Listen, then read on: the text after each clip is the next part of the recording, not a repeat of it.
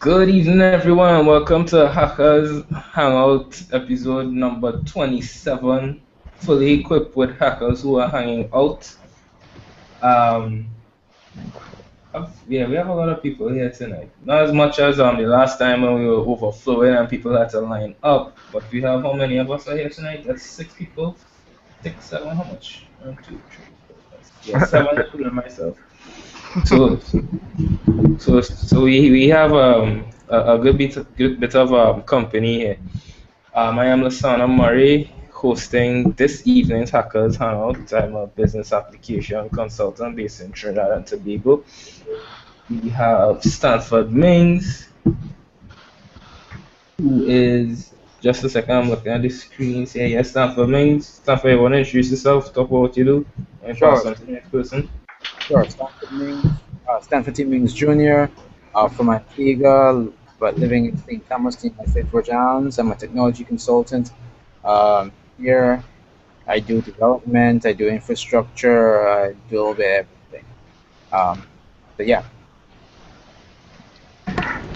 Okay, then we have Musa Martin.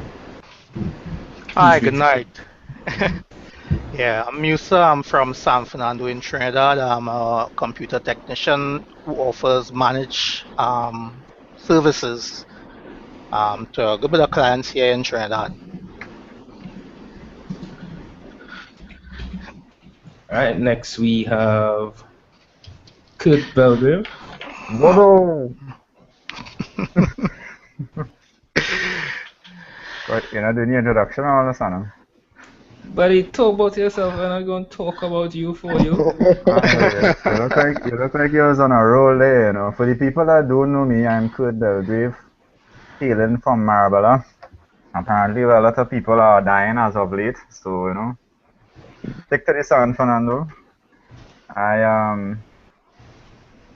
help with the Ubuntu Trinidad. What else I do? I do IT. We're going to Caribbean. Ubuntu Caribbean, yes. I'm always pushing at open source vibes and the community vibes. So yeah, good to see some new old faces here, man. So yeah.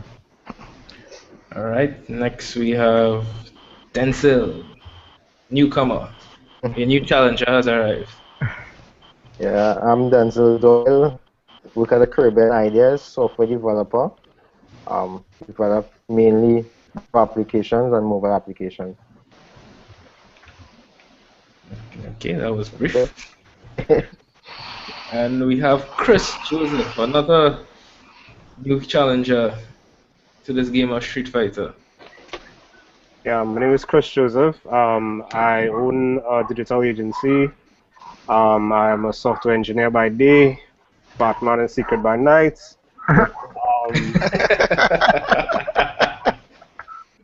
Not a secret no more.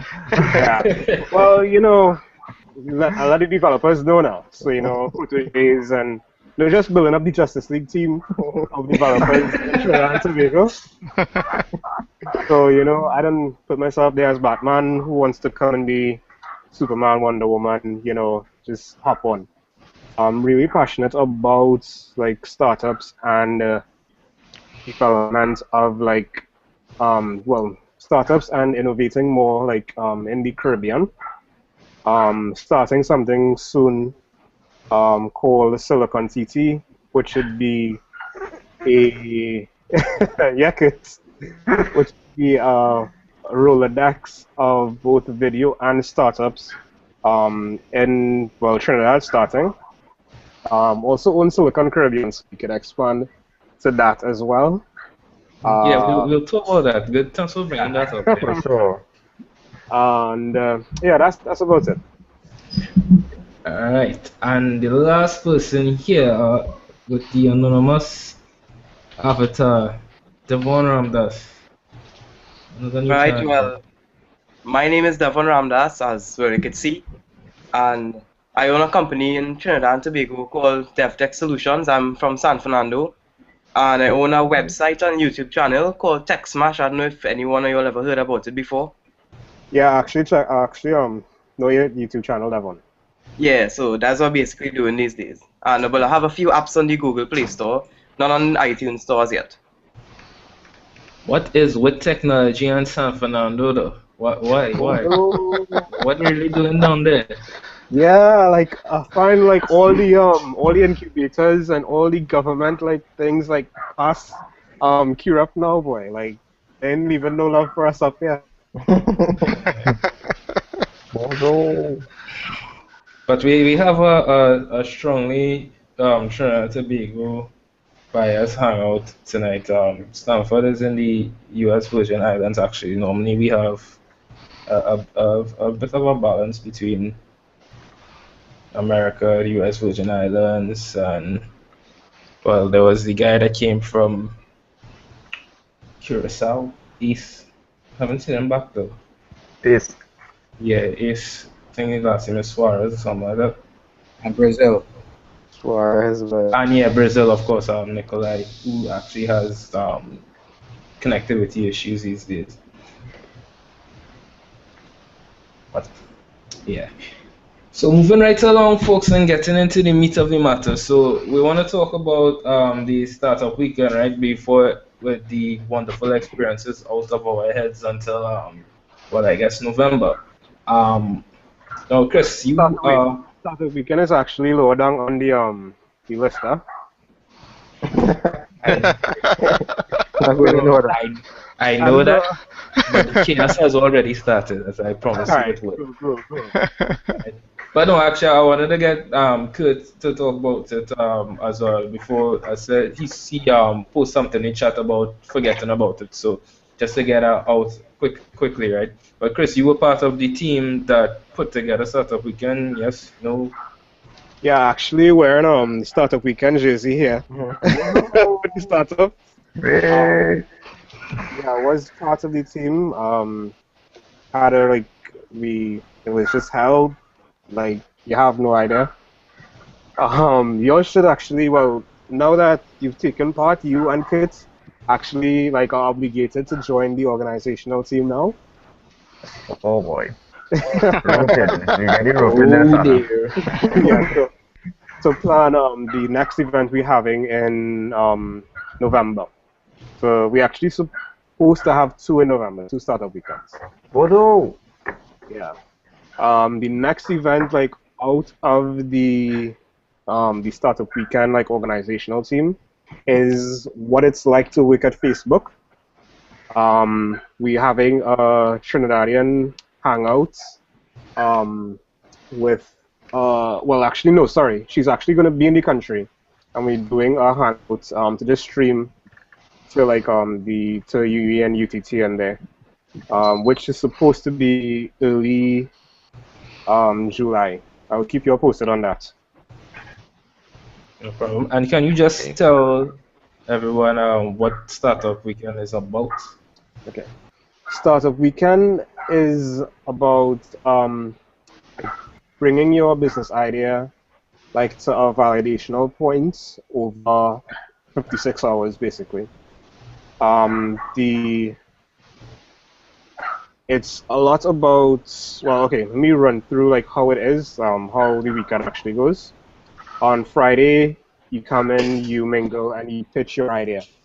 Then after the pitches, people get to vote on your idea. The top 10 to 12 ideas that get voted on go through and automatically just form teams.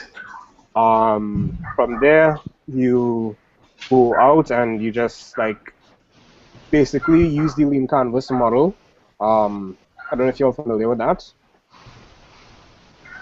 But we use the lean canvas model to basically validate your idea over the weekend and then, well, pitch on Sunday. This year, let's see, we had about 12 ideas. Can't remember all off the top of my head, but the winners were Let's Go coming in at third place, which was yeah, actually, Kurt and Denzel can tell you more about that idea. Number 2 was Rendezvous, which is a Trinidad dating and events curation application. And number 1 was Mobility Assist, Movie Movie assist. assist. Movie Assist, right? Yeah, Movie Assist, which was done by Marlon, who was actually a blind guy who came and pitched his idea Police for guy. a blind policeman um who came in and pitched his idea I'm sorry. for basically Excuse me. I'm sorry. Did you just say a blind policeman? yes, a blind policeman. We're not talking about the national security minister here. I just had to throw in that bad joke. But yeah, he came in really amazing guy. Pitched an idea for basically building a device that does object detection without the need for like walking seeing eye dogs or like a seeing eye person or that kind of thing. They actually built on a demo, a prototype over the weekend as well, using an Arduino board, which was fun. It's like pretty cool. And yeah, that's basically Startup Weekend. Yeah, the prototype. I spoke with the guys on the day of the pitch. The prototype was like the Arduino board, and they were using. The idea was to use like a song sensor. I think it was that something to do with song. No, the sensor would emit a song if it detected something. I can't remember what type of sensor they were using. Sensor. It was a proximity sensor they were using. Yeah. Yeah, but it was really interesting. It was these two guys. I think one was from Jamaica. I'm not too sure where the other one was from, but it was basically an electrical engineer and I can't remember what type of engineer the other guy was. But they with the help of Marlon as well, because Marlon was like this he's a guy that's blind, but he's like has like more tech than I've probably seen on a single person in quite some time. You know, he has the iPhone with the speech recognition thing going and has his microphone and all kind of some real nice gadgets. Like you can tell he's a gadget guy. He's an interesting guy. But yeah, so Kurt. So I want to put you on the spot because Can't you put me seem on to this have. one, dog. No, I put you on the spot because if even the Ubuntu logo looks like a spot if it's squint. A real spot. You're right. What's the question? What's the question? Well, it's not really a question, but like it's about your experience because you seem to have lots of fun at Startup Weekend, and I remember the first time they had Startup Weekend, I tried to get you to just go to the presentations with me, and it was like, I'll see, and you never came. This one, you know that's how it normally goes, huh? Well, true that, but talk about the experience because, as I say, you seem to really enjoyed attending the event. Well, Denzel What was did you from learn? Denzel was from a group, so you know he could be able to give he thing right after. But anyway, it started at about 2:15 in the evening. I was still sleeping, and then I get this phone call from Lasana. And Lasana's like, "Dog, it's Startup Weekend today. You're coming out." And I was like, "Okay, just now let me think about it. What's the time?" Like, oh, I had to leave South now, and that's basically how I ended up in Startup Weekend. I didn't register anything beforehand. This fella, when we went and this guy, Ian Allen, stopped me and was like, you need to register online right now. So you don't have to boot up the laptop, find the wireless, sit down, register the thing. So that was the registration. Now at first, me and Lasana, we was a bit put off because you really don't know what to expect out of these kind of things. You keep on seeing people coming in. You're seeing people lining by the eye-to-eye booth. So Sana could probably give people a heads up on what the eye-to-eye thing is. I actually wasn't put off. I came there with a mission, actually. Oh, okay. Well, I didn't go with any mission. So we see what was his name? Benjamin. Benjamin came in as the host or the coordinator, whatever you wanna call him, and he started to talk about the whole Startup Weekend and what it's about. And he had this funny icebreaker where they would choose two words and form everybody up into teams, and they had to make up a pitch fit. And the pitch that they gave us was the bacon interface. So we basically had to come up with an idea for a startup using those two words, the bacon interface. And I think we did an app. So afterwards now, everybody went and did a big lineup with the pictures. As it was the first time for me coming to this kind of thing, I said I would have set it out. That's not know how much times it went up, about 2 or 3 times? I went up twice. Right. So with the first pass, I had probably about 30 ideas, many of them bad. And then out of those 30 bad ideas, we voted on the 10, about 10 to 12 good ideas. And to me, it was a kind of a surprising thing because some of the ideas that I thought would have really been good, some of those teams got dissolved. Like we partnered Nissan Dukaran had a thing for Bushman, and he ended up not having a team. I was kind of surprised about how that went down. Somebody else too, I forget which team it was. So yeah, we from there they had these ideas, and we started to make the teams. But Kit, why don't you and Johnson talk more about your guys' No, that's not. entry? You commented. I just given Stanford a little run by, you know. Yeah, no problem. Let's give him a little context. Yeah, a little context. Right, so yeah, after that thing with the ideas, me and Lasana debated which teams to go on. We decided to go on separate teams so we could soak up as much of the experience as possible.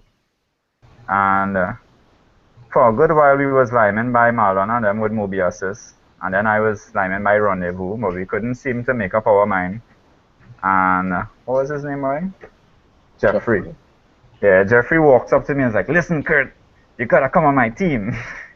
We're gonna make some money, man." I was like, "Alright, cool. I'll go and see what that is about." And I went across by his table and I saw Mr. Denzel sit down here along with what's her name, Sulan? Sulan, yeah. Yep. And we started to talk about the idea. Let's Go basically was a idea that you would have we're trying to solve a problem, and the problem was that with these party promoters trying to sell tickets for events, and they would like to get those tickets sold in a kind of effective manner, but not like the normal, because I have a few ticketing sites down here, but not in the way how those guys was rolling. We wanted to do it differently, where we have a site where people would sign up with different preferences, like if you were interested in parties or movies and this kind of thing. So we was making a kind of a personalized experience, and that's how we started Startup Weekend. We started to work on the idea. We had different coaches telling us stuff along the way. We ended up doing Facebook ads, market research, all kind of stuff. So, anything else, Asana? What's going on there? Sorry, that's me. Sana, you mute your mic. Why, thank you. I forgot about that. Yeah, so yeah, a lot of interesting stuff, right? The first startup weekend when Kester and I were heavy on the Trini Storm thing, we did a little blog post about what the different entries were, the presentations that I saw and that kind of thing. So as I said, I've been looking at Startup Weekend from the start. Let me just see if I could find his Tumblr blog. Actually, no, I think it's no longer up. But it's interesting. It was interesting to see. For me personally, what was really interesting was seeing that how to put it. I don't know if it's tenacity is the word, but I'm not accustomed to seeing Trinidadians like going after something they want at that scale. Then and it was really interesting to see what motivated the different people behind their ideas or their commitments to the project. Because in my experience, especially people in the 8 to 4, you really don't see that kind of drive to get things done like that. And however, whatever it was that startup weekend environments causes people to bring that out, I think that's what we need to spread more in our culture so that people feel that drive to get things done. For me, it was real interesting to see how we could bring about an idea into actual business. I mean, we didn't get to see it from start to finish, but we got to see that how an idea could be developed until there's a point where it could actually be a business then. That was the real interesting thing to me about Startup Weekend. Yeah. So you guys, oh, go Question: on. Who were like were there like um folks that were providing actual funding?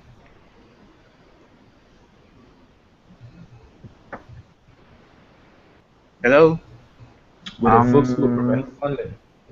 no, it actually some of the ideas that were actually interested, what they recommended to us was to actually enter the I2I competition, where this I2I competition actually provides funding up to about $200,000 TT. There's and you could tell them some more details about the I2I one. No, I can't. I think is it sponsored? Is it sponsored by the government or something? The ITY is a ministry program. It's under one of the ministries, and it's basically a grant that it comes like it's like a grant competition. You apply. If your idea gets picked, you'll be one of the people that gets a grant. That's the synopsis of it. Yeah, there's all the information on the website.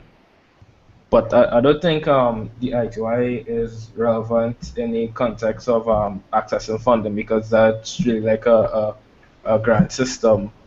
But to me, I don't think the goal between Startup Weekend is to get funding at the end of the event. I mean, Chris could probably educate us more on this, but to me, I think the important part is more the building of the community and the the development of the mindset of getting a business going rather than just always sitting down and thinking that you would like to have your own business. Just go and do it, test your idea, see if it works, that kind of thing, you know.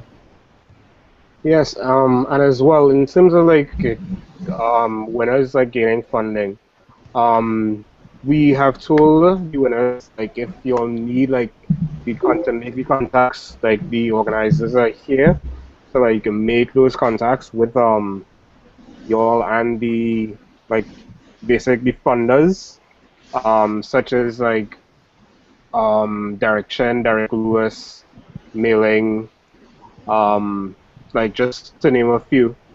I know like only one winner has like actually like used the resource that is us, like, and the resources that we have, and that's like Kevin Leaping. Yeah. He won the last startup weekend, not well, the one before this one, with his idea Esports Caribbean League. And I mean they have put on a League of Legends event like more recently. Like he has been well on us to like make the connections and get the resources that we have. So if like funding is needed, we are like here to help you make those connections. So Chris, y'all have like y'all have like a list of venture capitalists in the region or something? How does Well, one there get to aren't any venture capitalists right now. Another project that some undisclosed people I know are working on is actually trying to educate the local billionaires on how to invest in startups, which is actually taking place like right now. Is going to like kick off fully in September. So from then, like I see startups like locally having like, a better ease of access to funding. But apart from the venture capitalists, the I to I is free money. Like you do not have to pay the I to I back. That is like a huge thing. Like if you like one fund like a ton of other um well sadly government agencies that like offer you like I know Netco's like 30 Netco gives you like sorry youth business gives you like up to 30,000. Netco gives you like up to $200,000 or $300,000. Well, but those are loans. collateral? Yeah, well, loans. But I mean the I to I, which is like which runs yearly, is free. free $200,000. Like, you can get your MVP up and running with that, and you can like push hard and fast forward, like with that capital. I mean, unless you're building like, well, unless your idea is probably in manufacturing or something, like that wouldn't help. But if you're building like a service, like I don't see you needing more than $200,000 in resources of like development or whatnot to get your idea off the ground in a place where you can probably start generating your own revenue or like getting your own like funding like after the eye to eye actually. Okay, interesting stuff. Any more questions on Startup Weekend, guys, before we move on? I'm kind of I just have a quick question. Regarding the startup weekend, regarding going back to the venture capitalist part of it, from what I understand, these ideas are basically put forward, and they're basically judged as to whether or not they're good ideas and whatnot, and then the folks who come up with who win, they're free to go and carry their ideas to I guess to this eye to eye, if I got it right. Um, I guess my question would be, what's to stop somebody from going to one of these events and seeing an idea and then running with it, uh, since they may have the resources. In Trinidad, people are too lazy. Like no one is gonna steal your idea in Trinidad. Like if you don't get it to market for that other person does, like I mean the startup mentality, well, the entrepreneurship, I guess, in Trinidad is What? like really lacking. Wait. Please note that I'm not just talking about Trinidad and Tobago. I'm talking about. Okay, well, I'm like referring to like how it is in Trinidad and Tobago. I don't know how other like startup weekends, per se, in like Chicago or New York handle it. I'm sure they handle it completely different because well, ideas get stolen like across there, but locally, like I don't think any of these teams have to worry about like ideas being stolen. Okay. I just want to put say Stanford with regards to that. That is a real concern because it does happen. But the thing is, it's not like, okay, I got an idea and now I'm going to turn it into a profitable business by snapping my fingers. It's still a good idea, just one aspect of it. And if honestly, if you're afraid of people stealing your idea, it means that you're not prepared for what else is involved in doing a business. I mean, no idea is original at the end of the day. Like, I think everything I've done since I started writing software, I've found some service or some application that's doing it already in some country. It's really a matter of execution and how you go about it. Tough of idea you can't let the tough of your idea be something that paralyzes you from actually doing something. Oh, don't get me wrong. I'm not suggesting that this here might be a level of paralysis on my part, but I'm just here thinking in terms of someone comes up with a nice, great idea, and uh, somebody, I'm just being absolute devil's advocate, Yeah. negative, paranoid, the whole 9 yards. They basically grab the idea and then a month later, we're seeing that idea being implemented and suddenly gets funding all over the place, and you're sitting down there not getting any piece of the action. Um, as I say, it's just the worst, absolute worst case scenario, paranoia, the whole 9 yards. You must fight for it. Fight for what you want. Uh, Take it. on the contrary, I'm okay with giving away my ideas because I'm Once you going to get paid. have some ideas. Oh, okay. Alright, guys, moving on. So let's get into the new section, which we probably could have should have tackled beforehand. Maybe not. Um, I am seeing here Amazon Fire. I have no idea what that is about. I'm assuming it has to do with the phone that Amazon is looking to develop, looking to sell. Sorry. That's correct. Okay, so let me just read a paragraph from this link that Stanford graciously provided us with. Seattle. Okay. Amazon has a phone and it's called the Fire Phone. That's a horrible Fire. name. That's a horrible name. A portal to Amazon's extensive services, which range from online shopping and ebooks to streaming music and video. The Fire Phone is, at its heart, meant to do one thing and one thing only: keep people renewing Amazon Prime's yearly subscription membership.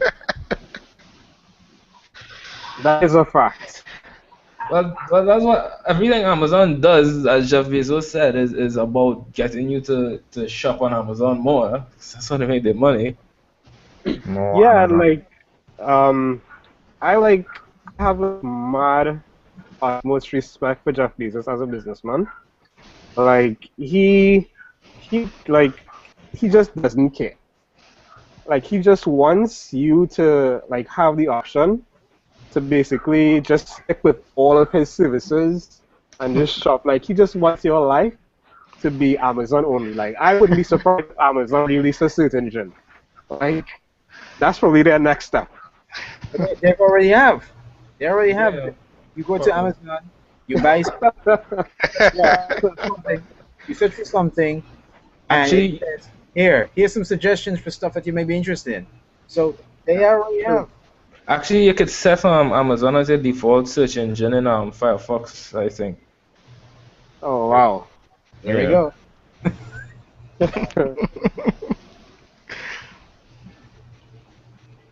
So yeah, so Amazon apparently I was reading the release. I don't know if it's still up on their website, but they were talking about, well, they call it I think it's the Fire OS or something now. They basically have, I think it's safe to say their version of Android is now Yeah. its own And they monster. talked Android like years ago. Like Yeah. the Kindle and stuff.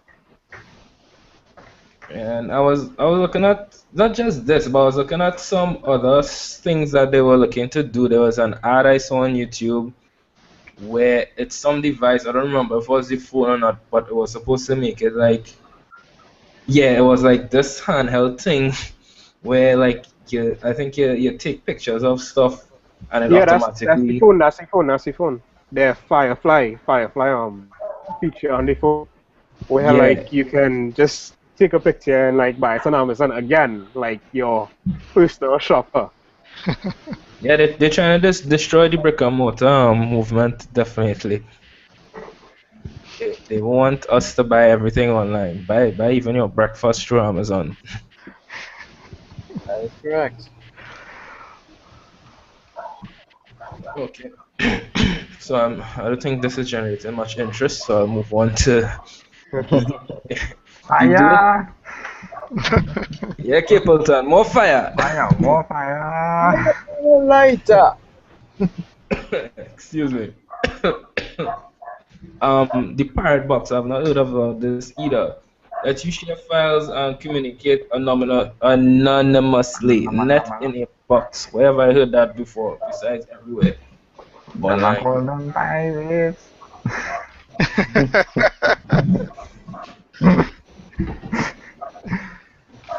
Okay. Created by NYU associate, New York University associate Professor David Darts. The Pirate Box is a do-it-yourself system that lets you share files and talk to others in your vicinity by setting up a local wireless network. After starting the project in 2011, Darts and the company recently launched version 1.0 of Pirate Box and its new official website. Wow, 2011 to 2014. That's 3 years. Yeah. Tech startups are such a risky thing. Okay, so I'm seeing a video here, and I'm seeing that they're using Ubuntu with the Unity interface. Kudo. So I'm guessing it's a pro open source slash free software thing. the information is there. You have anything about this you wanna talk about, Stanford? I know you really into these kind of devices. Yeah, well, the thing about it is that I just found about this today. I still have to look into it some more, but I am real wary about companies that are providing you devices and saying, "Here, trust us. It's secure. You don't have to worry about it." I will quicker believe someone if they provide me the. Well, I think they say here you can build this pirate box. It's DIY.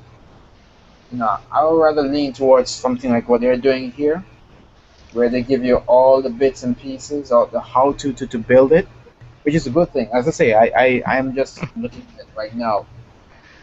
I would prefer that they give me the instructions and I use my own equipment, my own software to, Yeah. to implement it.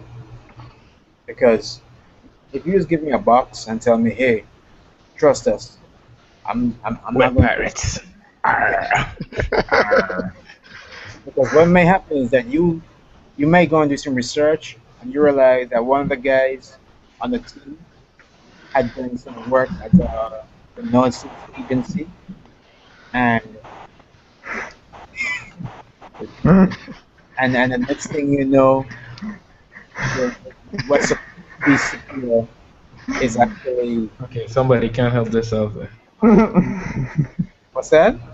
No, I hear somebody just laughing and laughing and laughing. Uh, so Holiday yeah, Muslim. so yeah, I'm real iffy when it comes to pre-packaged systems, and it seems that they're saying that you can build it yourself. Um, But that's a Stanford, you can't get away from that really in this day. I mean, you know this. Yeah. what we got. I say, well, we can't get away really from these kind of things in this day and age. I mean, we might go as far as getting the actual, you know, chips to put on the board, and we still didn't manufacture the chips, so we don't know what's been going on, right? Yeah. Oh, But well, sorry, go I ahead. I have actually seen similar devices to this one here, and I'm assuming it's along the same line that this one was created for. You have university students who wanna have their own little private network, and then they wanna share files, whether it be legal or illegally, and stuff like that. I actually have a box called a Pogo plug, which is a similar device to this. You don't have the option to form your extended network or do chatting, right? But um, with the device, you could, if you wanted to, remove the operating system that's on there. You could put on Arch, and then basically the whole thing is open up to you. You can share files off of it. You can, if you want to have it as a uTorrent server, you can set up as a uTorrent server. All right. I actually bought this device and have it home here to actually share video files and music through the entire house. Right. And it's a nice little device. So, and I'm looking at this and it's similar. Right. And I'm assuming the whole idea when they basically made that was really to just set up like a personal network in the university and you share your files with your friends and whoever you have on your network. Okay. Well, as I say, I just looked at this thing. I just got this thing today, so I haven't gone through it. And just by Yeah. looking at the last minute, last 3 or 4 minutes, I'm kind of glad that they've kind of given you access to their to ingredients. Basically, they open source the design of it. Yeah. Uh, they're using the Open WRT firmware, which is also open source, and the Village Telco. Um, I don't know. I would need to look at it some a bit more before I can Sure. comment on it. No problem. Because Check it back next hangout. the thing that scares me is what has happened with TrueCrypt. Have you guys been following that? Oh Aye, that yeah. is something we should have talked about, but we have to give that its own house. because that's like that was like a I haven't even read up properly on that yet, but that deserves its own hangout, as well as some other security related stuff as well actually. Um, but just on a side note, because we've talking about this, black box device kind of thing, right? Black box slash it's open, secure, whatever. Um, I a couple of months ago I was making mention about the company Huawei, right? And how there was news in the media about what their company was subjected to um, because of the American intelligence agencies. And in fact, I was ranting that our local telecommunications companies have not made any kind of statements on that, right? So just as I said, it's always kind of funny. The other day I was driving up on Westmoreland side. That was yesterday actually, I think. And I saw one of the telecommunications contractors' vans with a box with like the whole back panel full of boxes with the label Huawei on it.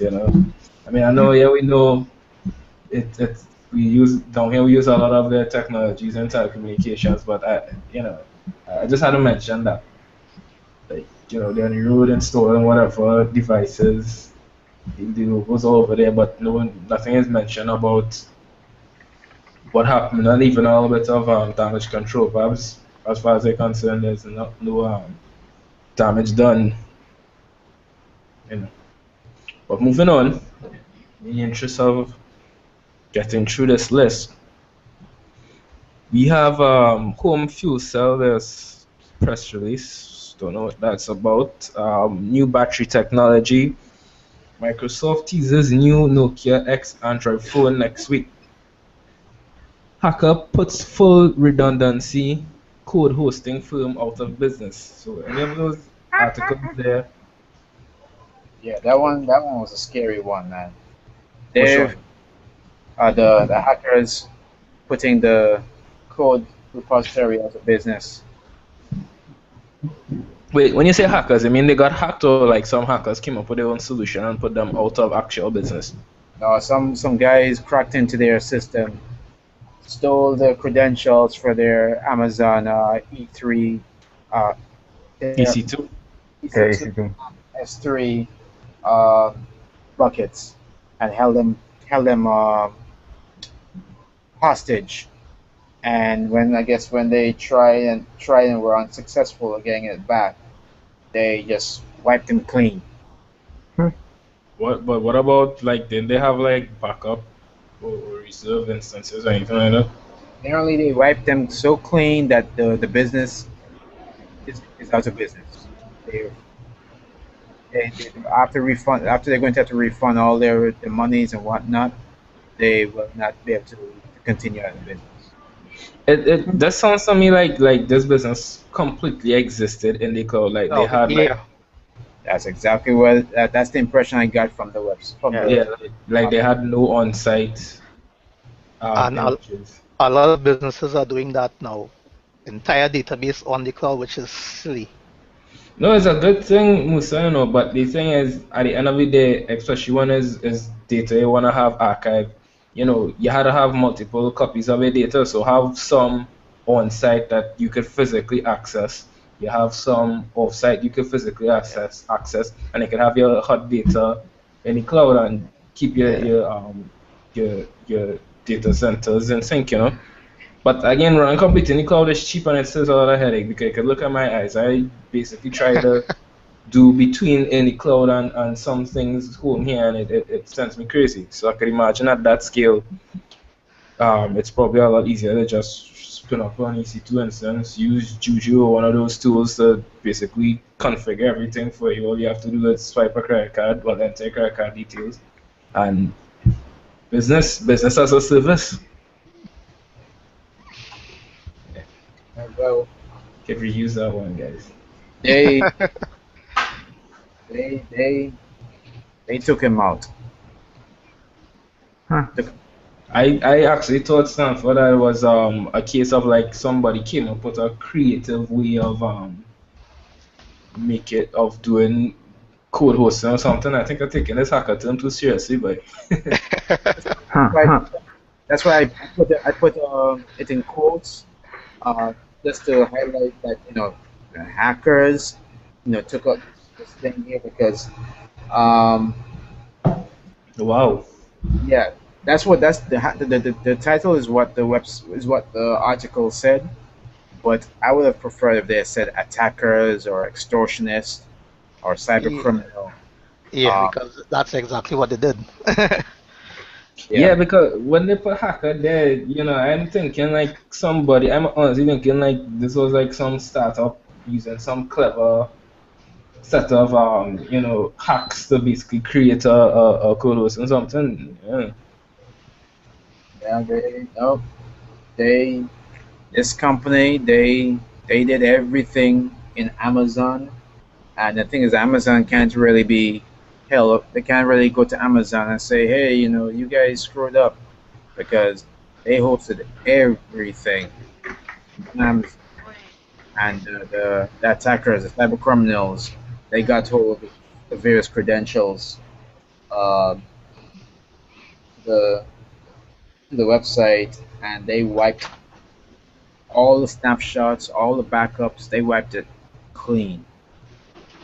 Well, that's something I'd like to read a report or something on that because even if everything's in the cloud, I'm pretty sure contacting Amazon and actually proving that you are a representative of the company. I mean, the Glacier storage supposed to take like hours to wipe in the first place. So one would think they, do some archiving through Glacier, but we'll probably wait and see what details of this comes up because this is actually very interesting. These kind of stories are these kind of stories that will drive businesses away from cloud computing, if any, because this is a technology company at the end of the day. Well, ironically, I think this was actually a good thing regarding from Amazon's point of view because what happened is that they didn't break into Amazon.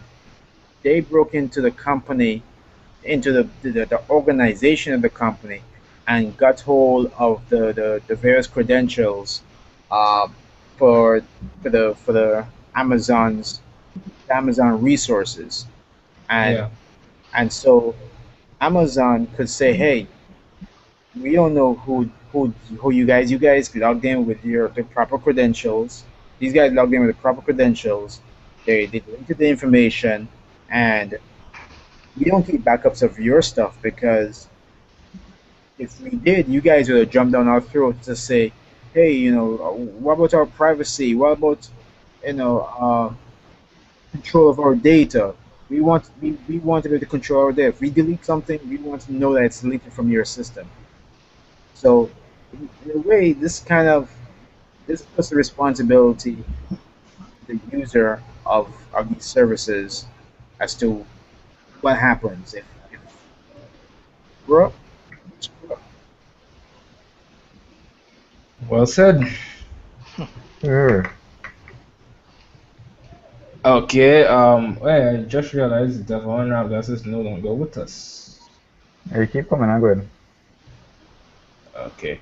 All right. So moving on Stanford, let's see. I want to talk about the Ubuntu Orange box, guys, but I think I'll put that off for another hangout, if any, because I'll give you guys time to check out these specs on that thing. It's I realize I follow a lot of like canonical people on Google Plus, right?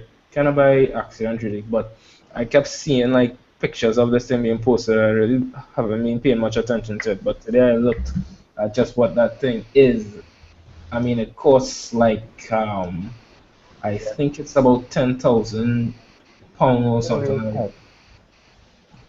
No, £7,000, $12,000. 7,000 pounds. Yeah, it's very interesting. I would like to have one. But moving on, I see Orange here box. tech in the Caribbean. Ongoing discussions where we touch on startup weekends, impact of social media on the Caribbean culture. I would like to skip that if you guys don't mind. That sounds more like well, interesting discussion, but sounds more like a human behavior type of discussion. Um, Somebody's gonna say something there? No. I was just saying, yeah, that's basically what it was. It's a ongoing discussion, social media, social how it's Yeah. impacting society. Okay. U.S. European services in the Caribbean. This seems. I'm wondering what angle you were going at with this. Stanford. I'm seeing virtual example, Amazon and Craigslist, real life TaskRabbit. Is TaskRabbit in the Caribbean already? No, it isn't, and that was what I was aiming for in terms of a discussion. A lot of these services, they're being touted as the next great thing in the main on In the daily mainland life. United States and Europe, and they're looked upon as game changers. I think last week in I think it was Italy, the the taxi drivers were staging a strike because apparently Uber is cutting into their business, but apparently it backfired on them. More people will start using Uber than even more before, and it's not necessarily. I'm not necessarily looking at necessarily what's Uber's Strike impact stands on. effect. I'm sorry, I said I think they call that the strides and effect. the strident. Streisand, like Barbara Streisand or whatever her name was. But basically, the point is, you don't want people to do something, so you make a big fuss about it, and then they just go and do it more. Okay, yes, yeah, yeah. And so my purpose for putting it here is in these U.S. and European services in the Caribbean is that we have all these various services that are having a major impact in the United States, in Europe. How and is it would be possible for those services? When are those services going to be coming to the Caribbean, and what type of impact are they going to have in the Caribbean? Um, do we have the infrastructure in place to be able to handle them? Um, I think Craigslist. I know for some Craigslist is major and is in the Virgin Islands, and I think they're also in Trinidad. There's They're in I'm not, Trinidad. yeah, I think I saw Trinidad on Well, Craigslist. somebody probably just put up a board there. But you see, the thing is, Stanford, I mean, a lot of these things, I mean, I myself included, a lot of local people will attempt at creating the basically the local version of or the local focus version of something of these things, but a lot of the times it's also a cultural gap as well, which those companies might actually investigate before they attempt to expand Trinidad and Tobago, because recently I've noticed a lot of tech companies, they would go to some strange places, and they would think Trinidad and Tobago being like, the energy rich Ireland and Caribbean might be one of the places they might want to focus on early, but a lot of them actually just skip over Trinidad and Tobago. And I am assuming at this point that it might have to do with the cultural difference, because that's the kind of thing like Tash Rabbit, with a spiraling crime situation and a lot of corruption and scandals every day. Something like Tash Rabbit will only work in one or two parts of Trinidad and Tobago that Robert I mentioned. think like let it work there. Like I mean, yeah, I mean nobody in Beetham or Laventille is going to use a service like TaskRabbit, but people in Salmon, people probably in parts of Tunapuna, people at least like I would say even if you get even 30% of people using the service of like the country, I think would still be like uh a good margin. I don't think it will be profitable, because I think, honestly, like if you get like 30% of the people, right, and well, I can't remember what Tash Rabbit profit model is exactly, but I mean, this probably for me, working as an accounting assistant and as a in a financial services not accountant assistant, as an accounts clerk in a financial services company, but the type of scandals and fraud that people come up with for sometimes even in the simplest and silliest of things. I could see a company just getting bit over and over and over, and sometimes even their own staff involved in it because you hire locals to do things. And I, eh, to me, it's just very ticklish. That's why I'm very wary about those so-called big international investors who want to come to Trinidad and Tobago and invest outside of the energy industry because everything is so hairy. I'm talking about my beard here. I, and the thing is that I understand where you're coming from, and the reason why I thought this would be a good discussion would be instead of having TaskRabbit try and move down to the Caribbean, how about instead we as developers actually develop Caribbean versions of TaskRabbit. And it may not necessarily look the same as TaskRabbit, but it will be designed in such a way that it works. We know the culture, and so we will take the concept of the big picture of that TaskRabbit is and bring it to work in each of our different respective islands and apply different cultural nuances that each island has. But basically, you have the same results, the same end result, which is the ability whereby someone could say, "You know what? I don't want to pick up my groceries, so let me outsource it to somebody who and then rate them based on how well they do it." Um, what does Spranger mean? I know that's a Trinidadian term.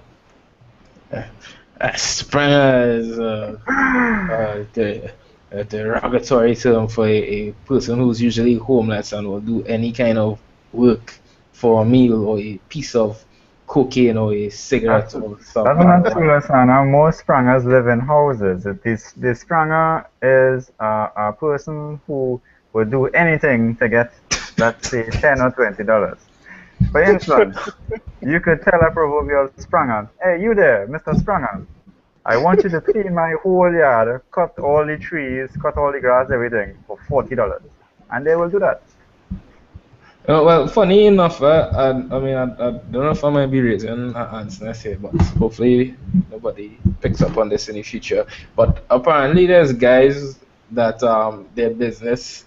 I was thinking we'll get into this myself actually, but their business is like not sprangers, but they will get people, laborers together in bulk, and they will go to like factories and manufacturers and say, "Hey, listen, I have these guys here, pay me X amount of money for this contract and I will supply you with workforce contractors." And these guys, they just get guys to come and do physical labor. And to me, it seems like a modern slash legal form of slavery because, you have to go and actually apply to be part of the force. But it's interesting. People doing stuff like that on the ground. Well, here's something to think about. We're assuming that it's going to be a problem to compensate these people, or they may not be able to control these folks. But look at what a lot of African countries are doing to handle payment payment management. Yes. Why not have these? And please forgive me if I'm using it out of context, but these sprangers, you pay them, you give them a phone, a mobile phone, and those mobile phones, and you basically pay them their mobile phone. You tap them up, and then they do their job right. No, excuse me, Sanford. Excuse me. You cannot give a They're spranger gonna a sell a phone down phone. here in Trinidad. That will be the last time you see the spranger. I was thinking, how the spranger going to change from the home? This is a technical problem, man. We can figure this out. No, but honestly, Stanford, I understand where you're going. I agree. Yeah, so with our own problems at the end of the day, and honestly, boy, I think you see like what like Chris and they do with Startup Weekend and other people who in the entrepreneurial stuff and also the guys that write software, hacking around hardware and that kind of thing. We gotta continue to bring these these types of people and communities together to interact because a lot of business people, yeah, they know they make money off of anything, but the ideas themselves they're usually not very, in my opinion, a lot of them not really innovative. The model is usually just sell, sell, sell, sell, which is the appetite you need in order to make money off of something. And a lot of the guys that do stuff, they could build their own task management system, ticketing system or whatever you might need for something like that. But as soon as they lose interest in it, they will go and do something else, like write some Linux drivers or something. Those guys are not going to go through the hell of marketing a certain product. So I think that's why I was saying like startup weekend is important in terms of like that's the aspect of startup weekend and other things around that I say is really important right now. The other aspect is actually getting um, innovative and technical people to actually come out of their own will because a lot of these guys that I have interacted with, they basically exist and live in their own world. They don't see the problems of the real world as a problem to them because they basically create a world for In them a bubble. around code and you know electronics. I got you. I got you. They- But as you mentioned, payments, I personally would like to see more progress in that space. I mean, okay. So I was working on a in quote startup at a point in time that I called Send Meal, right? It was supposed to be a order food online kind of thing. I halted. I stopped the project. I don't even say halt. I stopped working on it because one, I realized a lot of other people were doing the same thing and basically all taking kind of the same approach. But two, I did some what was that beep though? I did some groundwork and I went out on the streets and we interviewed people to find out, what was the state of getting lunch and breakfast for people in Port of Spain and that kind of thing. And what we realized is that the problem wasn't really, being able to order food online or whatever the case may be. The real problem was that most of the food outlets that people buy from, they don't want to buy from in the first place. Most of the food you get access to sucks, and the food that tastes good is too expensive. So, that's not really a place where you could put a lot of stuff to order food online, but really and truly you'd have to service more or less the higher end of the market, which is not something we was interested in. But the point I was going to make actually was that what I think needs to happen is we need to. This is off topic actually, so my apologies. I went down a road there. But what I think needs to happen is we need to do more work that complements each other rather than projects are just competing against each other for small, let's say small problem space or small market space, depending on if it's something you're doing for profit or for the greater good, whatever. But we need to have less competition for small space and more development that complements some other project or help something else. Like right now, I'm working on e-commerce solutions, and it will be real nice if down here in Trinidad and Tobago we could really solve our online payments problem because that's the only thing I see that's really holding back e-commerce. But there's a lot involved in there beyond just technical stuff. We need legal input on that as well as people experiencing the financial sector.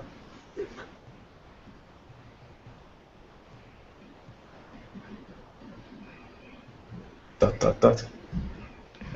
I think what's lacking is the infrastructure to build the stuff, and um, and then have folks there to maintain it.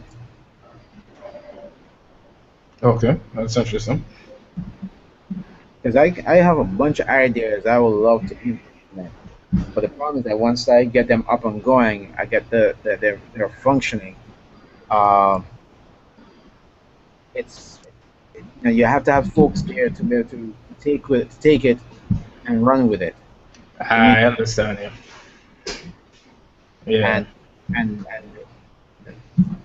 yeah, it's that's the one thing I see that is really hurting in the Caribbean. We don't have that infrastructure in place. Um, what's the name of the place? San Francisco. You turn around, you can literally walk, talk to five people, and one of them is a network engineer or a web developer. Uh, Yeah. you find you have the resources there to be able to build things and then let them and maintain them.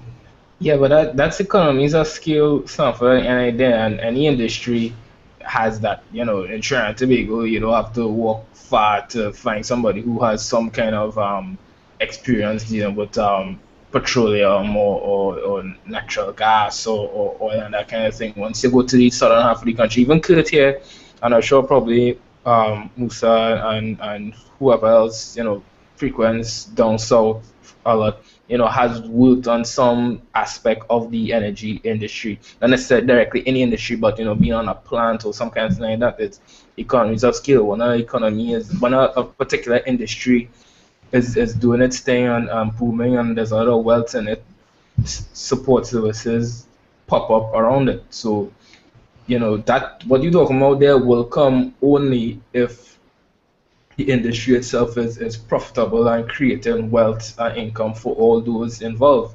Otherwise, it will just remain like a hobbyist kind of environment. So like what you saying, you as you put here, taskprana.com is available. I mean, Just just saying it's there. right. They will come. Exactly. No, that's exactly true. Kurt, it mightn't be true for actual customers all the time, but you build the thing, if we were to do something like Tasprang and it is successful and creates that wealth, and there's that money flowing in for all those involved, your higher stuff and that kind of thing, it All will the happen. sprangers. Yeah, it will happen. You might get more and more sprangers as well too, because people will say, okay, being a spranger is a lucrative thing, so I'm going to sit down at the side of the street and become a task spranger. Not just a spranger, but a task spranger. Okay, I see we have Steve jumping in for the late part of the hangout. Welcome, Steve. Yeah, Yeah, I couldn't find the link. yeah. Sorry about that, Steve. That's entirely my fault. Just join the Caribbean developers. We I normally post the link there. If we can't find it anywhere else, you'll know me find the information there. Um, so we talk about a lot of things actually. Um, this is kind of tangentially related. Chris was telling me that he bought the domain Silicon. Can't remember. Was it Silicon Islands or Silicon? Chris. Okay. Yeah, yeah. As we there, Silicon Caribbean. Right, Silicon Caribbean. And if you guys remember who were around for that hangout, we created the Silicon Islands Google group, right? That we were using as a scratch base to figure out just how the hell we go and Go forward. proceed. Yeah. So, well, Stanford is still there? Yeah, still here, still here. Okay, cool. Yeah, I see like you're multitasking. Sorry about that. But yeah. So basically, the way things look at like for me is from my point of view is like there's a lot. people are coming together now, and there's a lot of ideas on the table. There's a lot of common goals, especially with regards to like sharing knowledge and that kind of thing. So I just, to me, the question is what now, right? Because this Google group was to basically discuss what we're going to do, and also to help us share um, quality information more. So this is where we at. What I'd like to see is amongst us all is more people stand up and do something and get it going, so that we could all support each other rather than we just kind of like keep looking out for the next big thing to pop up, you know? So, what is Silicon Caribbean? What is that about? Is it just the Hangout? Is it just Well, meeting Silicon, up to this? Right. So, Silicon Caribbean yeah. should be well, okay. We have Silicon City right now, and what Silicon City is a hub for local like tech companies that are in tech. So we plan on doing fireside chats with like Shiki Farrell, Ray Holder, like those entrepreneurs like in technology. Basically like getting like their vibe of like what Silicon Sprung Islands interesting. And like getting like how it was for them to build a company, like a tech company in Trinidad, and like the ups and downs that like they've had, etc. So that is one aspect, and then it's going to be like another aspect of like Rolodex of the startups and tech companies in Trinidad and well Caribbean extension. Okay, sounds interesting. Yeah, so that's actually is it so Chris and they are more on the entrepreneurial end of the spectrum, which is good because for I think for the first time since we started doing the Hackers Hangout, we have, well, I know everybody here has their own business endeavors, so no disrespect to anyone, but I think it's the first time we have people coming with the entrepreneur type of you know m- opinion or mindset towards the hangout, and this is as I was saying, this is where we need to get that true development going. This is where we need to keep bringing these worlds together and make sure there's some activity going on there, because at the end of the day people can't work on the projects on if they can't feed themselves and that kind of thing. So we get paid for the things that you love doing, you know, you could go so much further, right?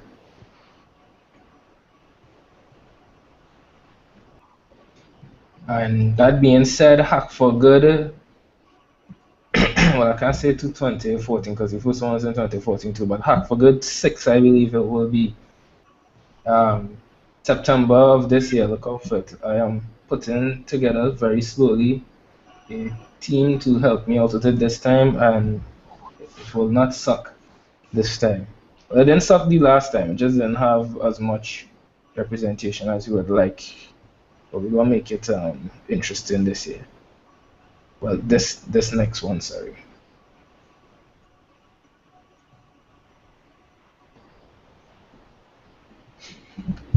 All right, moving right along. Local development versus international, interesting. China's position in the Caribbean, and we come to the end of the list. You didn't see what I did just now, but in Yeah, any case, local development. That's the big discussion that we've always been having. Develop hardware, software here in the Caribbean versus getting commercial off-the-shelf software from the major COTS. big spots. That's a recurring theme, right? Yeah, that's gonna be something that we're gonna always be discussing. Yeah, we actually had an interesting. It would be nice to get you guys who have more Microsoft development experience on. But when we had Nissan and we were talking about those Microsoft code jams, because I have a point of view about them, which is basically, well, obviously allows Microsoft to show off their brand and their wares, which is good for them. But in terms of long-term development, if you have to pirate software in order to basically use it without going broke, that doesn't leave us in a good position, right? But we have those kind of discussions from time to time. No, Yeah, but so I think this back. yeah, it does not. Yeah. Was that You all know about Chris? the you all know about BizSpark from Microsoft? Yeah, I know Bisparck. I use it. Although they are shutting the program though.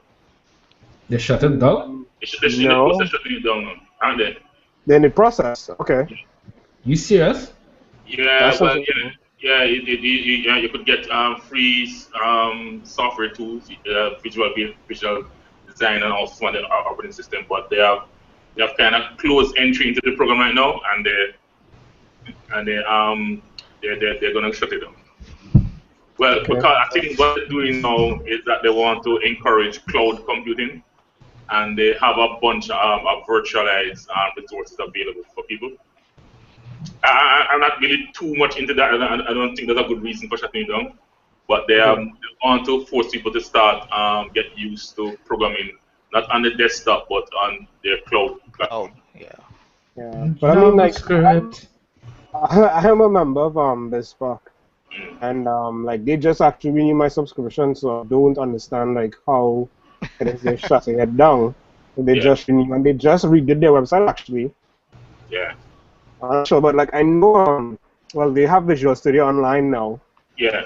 and So all they're pushing yeah. people to migrate from Bismarck to Visual Basic to Visual Studio Online.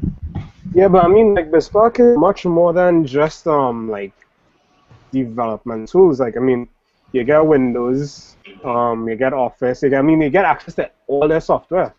Like, Yeah, But what kind um, of license you get, Chris? What kind of license? full license. You get the full license. You full get license, dude. Like, it's incredible. Like that Microsoft is giving away their software for free, and like, I mean, people don't really take advantage of it. I guess Microsoft. So, you know, Are we they have like the stigma against them. But I think it's but pretty cool, like what they but did with do this Spark. I don't know any other company actually that's done this, but I mean, every other company just open sources their stuff, so that's probably an invalid argument. but do they have like a minimum, a maximum Yeah, user after kind 3 years. of thing? Well, what do you mean minimum, maximum? No, because like I know, like for instance, Google Apps, as much as Google Apps is nice, yeah, pay per user, right? And like with my Mm. account, I have 10 free users, and after that, I have to pay. Other stuff like Visual Studio, for instance, because I was looking at actually the Adobe Creative Creative Suite Code. online. I Yeah, was for Visual Studio, online is free for up to 5 people. up to 5 people. Yeah, up to 5 developers or whatnot. the desktop version. Does it have a limit? Pardon? The desktop version does it have a limit? The desktop version of Visual Studio. No. Well, you get Yeah. unlimited. I think like up to 5 licenses, but you could renew the licenses. Like I've been using one for the past year. Like anyone that wants Visual Studio, hey, you all want a legit copy of Windows or anything, just holler at me. I'll give you a software key. I'll take Yeah, one. yeah. I've used it myself. I've used it Visual Studio. You have unlimited activation, really. Yeah. But I heard in the pipeline that they're thinking of closing it down. Yeah. Well, in terms of like pushing people to the cloud, like yeah, with I think, but I mean, for me, I find networks are still so spotty locally that like I still like. I mean, I try to use the cloud as much as I can, and like I try to have all my stuff in the cloud. But it's like after I leave home, it's like shit. Yeah. Like, For we in the Caribbean, I agree with you. The cloud is nice, but it's not quite. We don't have the kind of infrastructure that said it's completely reliable as it. That's the only caveat. I push the cloud, but I'm conscious that we're not quite there infrastructure-wise. Well, I wouldn't even say just a matter of infrastructure alone, because the thing is, like, what I've noticed, a lot of people don't realize how crappy, like, at our modern homes and small offices, a lot of people just don't realize how crappy the routers they're using are, because I had a friend I bought a router from actually for like $100 that he paid like close to $1,000 for, because he like bought this router supposed to be real nice and he put it on his flow network and everything just slow and he was upset. But I took the router, I looked at it, and just looking at the specs I realized this router processor really can't handle a whole lot of load. So the HTTPS login. Which router was that? I was one of them Cisco spaceship looking things. I don't know The Cisco, which one. the Linksys Cisco routers there. Was it doing? I think it's only I'm linked this one. assuming that's either Yeah, but those are designed for homes. They're not really designed for business, really. yeah. Was that? Those are designed for home use. Yeah. Yeah, right. Well, that I'm saying he's just one guy with his router, but he used to have his modem plugged right into his laptop. But Yeah. when I looked at it, it was basically the settings on the router, the default settings of the router. That processor couldn't handle that kind of load, and the encryption as well for the wireless key. It basically came down to the processor not being able to handle all those things the router features the router gives, and I just basically dumb it down a little bit, and it's been working really nicely ever since. And a lot of businesses are not going to have their tech look at all those little nitty-gritty details and calculate, WP encryption to, the longer the key is, more pressure on the processor. They ain't going through that. Just buy a bigger router. And if that doesn't work, well, blame it on the internet connection. I mean, it's not always the case, but what would you recommend as the best in-home router right now? well, my friend. Right now, if you have like 3 or 4 users at home, I would recommend like the Cisco 4200 series. Okay, more than that, like let's say probably like around 15. 15. If you're going 15 and you have a customer of user about 15, I would move it to that whole realm altogether. I would now go up to if I was going to call it a WatchGuard, I'll change both altogether. Those class of router can't handle those loads. So I would move out to a WatchGuard or a Cisco small business router. There's a number of manufacturers in that class. WatchGuard, Cisco, I think Sonic Wall have a number of router in that class. If you're going 15 and 20, 25, I would say leave behind all those Cisco 4000. Those are really home users, are small business, small company. When I mean small, I mean 5 computers and such. If you're going 15, 25, you need to look at routers in that class where like Sonic Wall, WatchGuard, and this Cisco small business routers. Okay. Hey, punch up. I just drop a link to one of the routers I use. Actually, that Asus router is awesome. You can check it out. Which one? Okay. Try the any of the chat, the Asus Black Diamond. Yeah, I've never used this before. Okay, I don't know, so I can't say. It's very sweet. It's wonderful.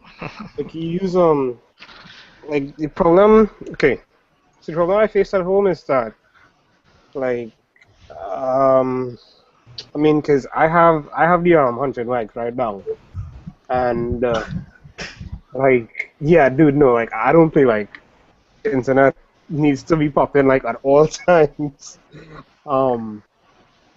Like I face the problem of, I mean, like I'm looking at my router, it's just like it just pisses me off. Like it's not reliable. Like I have Buffalo. Yeah, I hear people complain about Buffalo. You're not able to give you 100. Buffalo. Yeah, like Yeah. I have the Buffalo a wireless AC router, and like the thing is just terrible. Yeah, well, And like, so like that's like one problem there. And then like I know like where I used to work before, we had like a lot of internet connectivity issues, and I think that like at the office was due to the amount of devices on the router because like when we actually did a count, it was probably about 30 people like hammering like on one router, like actually like a blasted Linksys. So that's um you know, like I think I don't know, like if you have any suggestions for that, like what you think we should go like with for that, like especially like on that office, you probably like up to I would say like 40 users, like what you would recommend for like that with your situation. office. Again, it depends. I would move again. I would stick to 40 user is still in that mid range and kind of mid range thing.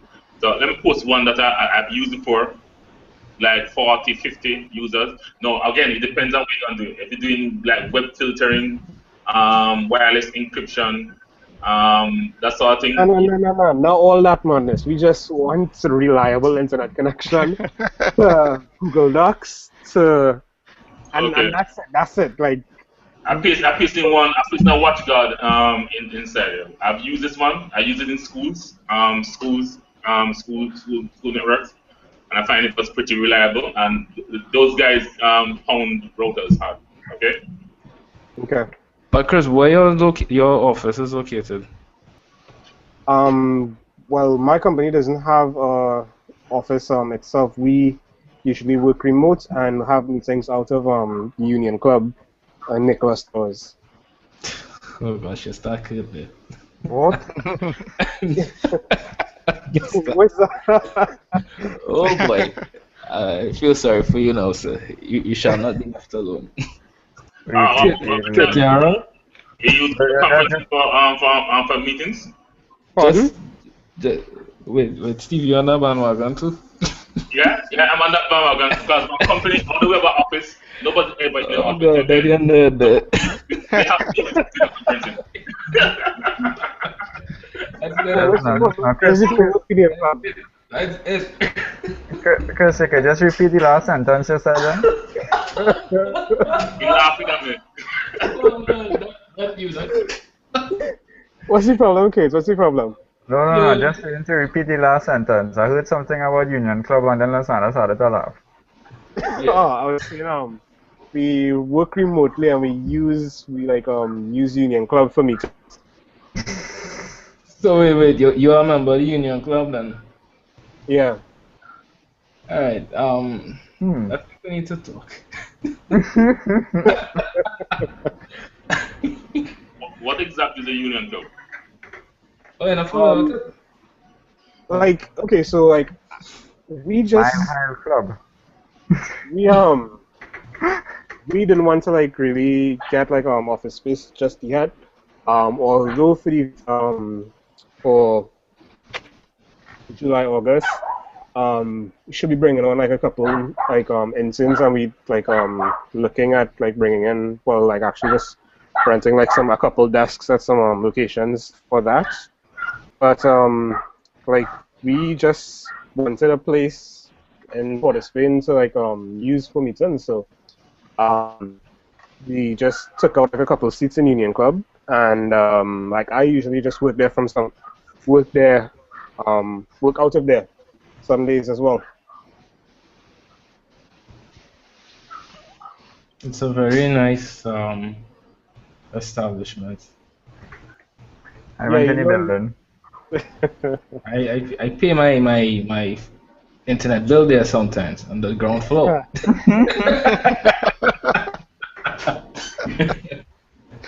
Yeah, something about the $10,000 a year fee discouraged me Yes, from joining there. Something about it. It didn't discourage me, but I'm not in a position to commit to that just yet. I don't think it discouraged Kurt either. I think he being overly modest.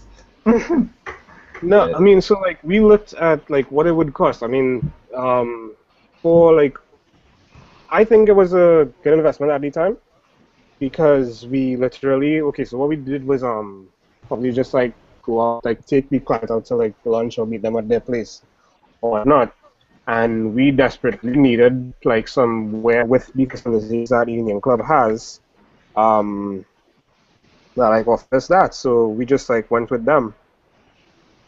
Yeah, this makes sense actually. Yeah. You know, And again, like I have like unlimited access to it, so like, we could actually use it as like office space, which I do sometimes, but it's like mainly just for returns. 'cause, well, we should probably talk about this more of yeah, but Okay. yeah, but um, Chris just put that the Union Club in a perspective. I wasn't really thinking about it like that actually. It makes sense because if you were to pay commercial rent for office space, Yeah. that really does buy because I've actually been looking for commercial space for manufacturing and that's wow a pain. Yeah. But Yeah, I mean, oh, like man, look it for what it is. 3 Take months all of the commercial rent. yeah, take all the free food, take all like the amenities, take all the contacts, because like I mean, you meet like a lot of people there. Although like I guess some look sometimes like, what is dude really doing up here? But I mean, like it's a really good place to look out of, like writing code, looking at the ocean, or looking up at Port of Spain from that view. It's yeah. pretty cool. But being in Port of Spain is not nice. I'll let you know that straight up. I've been working. I used to work there for the past couple of years. It's not nice. But from the view up there, it's very nice. Like, not that bad. Oh, really? You have never met a Port of Spain Spranger, sir? They are different. They are aggressive. Clearly has not had the pleasure, Lasana. of, yeah, of giving a phone to one. but sorry guys, sorry, I still not have too much fun. But thank you all so much for coming out to Hackers Hangout number 27. I think we discussed some interesting topics. There was some periods of awkward silence, but that's okay. That's normal. That's quite normal. I wanted to just plug Chris and Cordell's thing here, Punch Lab. I see the site is up. Punch Lab. And for instance, Steve, I think I don't know how much you're into actual software development, Steve, but I think you guys are definitely pro these kind of activities. Let me see if I could screen share so everybody could see at once. You want to tell everyone how the idea for Punch Lab came about, Chris? Well, you can watch the video to like find out like what like how the idea came about. But basically, it's like a co-working and co-cooking space. You work during the day, well, and yeah, co-working and co-cooking. I mean, right now it's like we're still like trying to figure out like everything, but we ran it for like probably 2 weeks, and the turnout was like really incredible. We looking for like more like Punch Lab locations. So if you know like anyone with like a house to offer us for like times, that'd be great. Punch Lab. Yeah, but again, it's like cool Stop you cooking. from my We browser meet up. crashes. Bubble up. Yeah. We meet up. We do like work. We actually do like just like general work. As is a co-working space, you come like you just grab a table, you grab a, you do your work, and then like we usually just have a cookout at the end of the day. Good I know that idea. guy. A volunteer Musa. Oh no, look the man come. Musa. We Yeah. Chen is amongst us. we volunteer your house to be the Trinidad, the San Fernando version of Punch Lab. You have a blender. Unfortunately, it stopped working a few weeks ago. Don't worry, I fix it to blender. I ain't even All know we, what Okay, need, blender. all we need is a blender, dining room table, and internet. And water. Like, that's essentials. We could do that at the office too, man. Yeah, but you guys take a very interesting approach to these ideas. You can tell there's the element of youthful business in everything that you guys do because I mean, especially the startup aspect. I mean, like boom, Union Club, join, but not so much to just say we join Union Club, but use that as your office to meet with people when they need to, right? Punch lab, co-working slash cooking space. I definitely see like if this is something like you have different people's home and you do it regularly, somebody might actually be able to kind of like piggyback off of this and be like, well, okay, here we're going to internet on my home in weekend, but let's see if we could get a punch lab going so I could go and get this Yeah, stuff that's done. exactly what we want to have available, like multiple punch labs where people can just like we have a meeting down in the south and we know if we try to come back up to town like now it's like gonna be like a 3 hours, so like we hop at Musa's place and we just Have a work punch from lab. there. This is very creative, honestly. Bring your blender. Yeah. So I definitely would like to see how I could take part and assist with this. Oh, I'm just Stanford. Why Stanford? Still here. Stanford is multitasking. Stanford, one to the punch lab. Boy, we ain't gonna have a punch lab US Virgin Islands, so. Listen, I'm here looking at this thing here, and it's got me tempted, but That's the hard part. man, Stanford, you always make punch over there. The No punch thing. lab. Beetroot punch and thing. just the curiosity, the cooking part in this. Oh, the punch lab. We can be liberal with what we use. Yeah, like we just like it's just random stuff we make, Like that was actually the first night, which is like when we put Okay, this game. I'm good. I just saw what I was looking for, the glasses. I'm assuming have what I think they have in, right? Yeah, peanut punch. Okay, that's liquor, right? No. That's peanut punch, like condensed milk with peanuts, peanut butter, and milk and ice and stuff. Question: That's what when do you guys actually do coding? During the day. Okay. Yeah, during the day. Okay. I know Cardell. Yeah. Yeah, well, it's actually the punch labs V1 is actually at his apartment. Okay. Yeah. When you see him, tell him Steve say hello. All right, will do, man. Actually, just sent him the link to hop on, Pardon? So I actually just sent him the link like a couple, like probably like half an hour ago to hop on, but like he knocks out. Okay, I know he's a hardcore programmer, software guy. Yeah. So All right.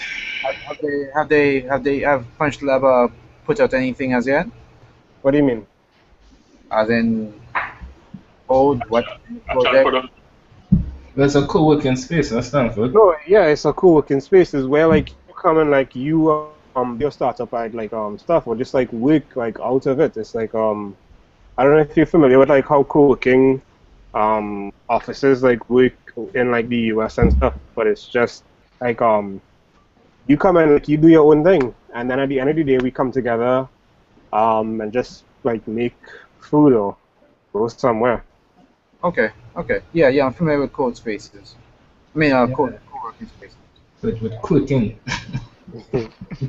Yeah, and like here during the day you write like some bad code and no test one around, you hop on the connect and play some Fruit Ninja.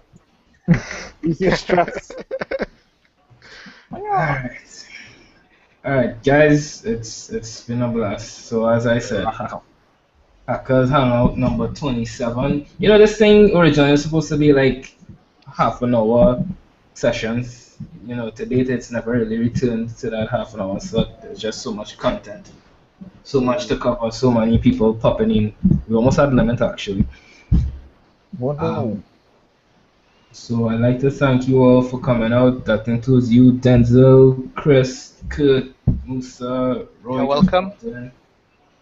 Stanford, Steve, myself, and all the other faces that I'm seeing on my screen right now. Thank you all. Thanks, man. That sounds nice. So Hackers Hangout number 27. And guys, please feel free to drop in. Anytime we do this, usually on Sundays, we try to do it every week. Sundays 8:30. Yeah, around that time span. Once in a while we have a special hangout where we would discuss some pressing matter. We haven't had one since the first one actually, but I have a feeling another one might be in the works. It's really all about building community and not just community, but everyone here would have their own individual agendas. But the main thing is community and really showing people, you know, that we are technically capable in the Caribbean of solving problems. So thank you all for coming out, and everyone have a wonderful week. Hey.